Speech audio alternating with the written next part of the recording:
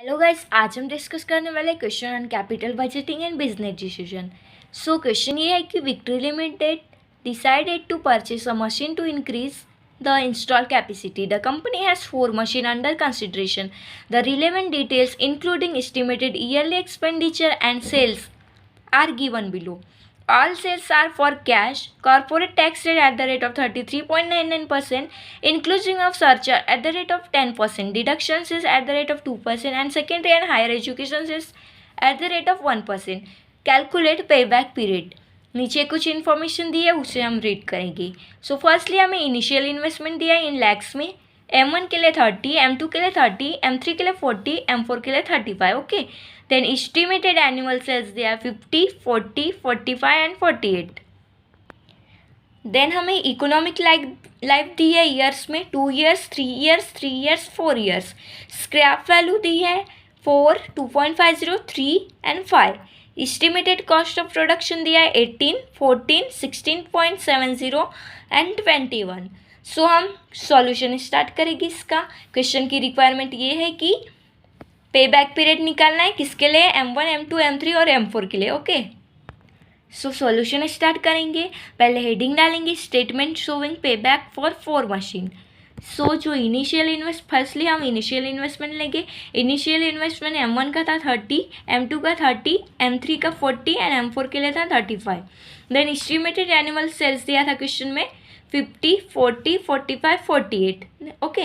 Then estimated cost of production दिया था 18, 14, 16.70 and 21. Then हम डेप्रिशिएशन के लिए मैंने सेपरेट वर्किंग नोट बनाया है, आप उसे रेफर कर सकते हैं.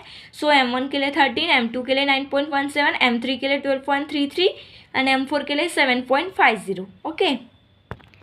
उसके बाद हम निकालेंगे प्रॉफिट बिफोर टैक्स. ये कैसे आएगा,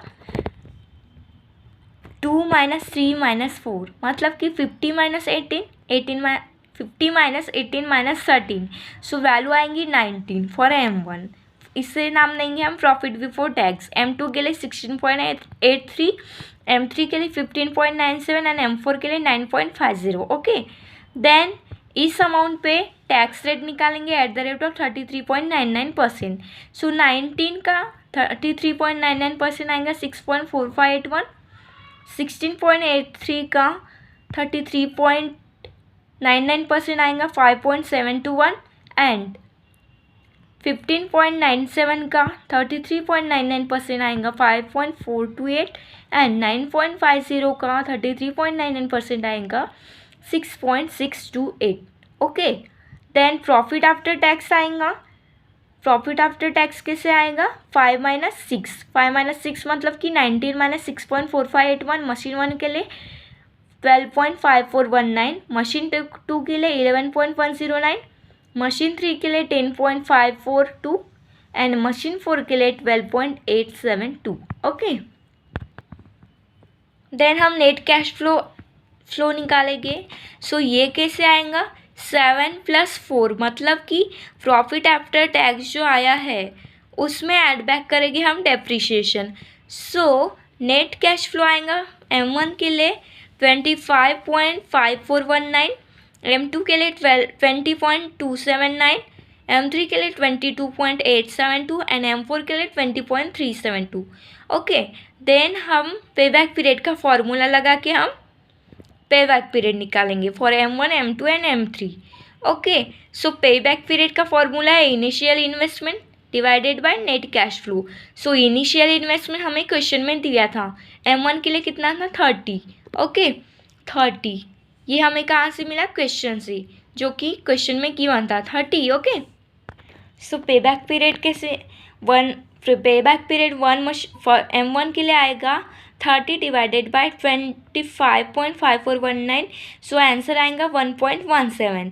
देन M2 के लिए 1.48, M3 के लिए 1.74 एंड M4 के लिए 1.72. ओके. देन हमें अगर क्वेश्चन की रिक्वायरमेंट होती कि कौन सा ऑप्शन मतलब कौन सी मशीन बेटर रहेगी, सो हम लिखते कि एनालिसिस में लिखते कि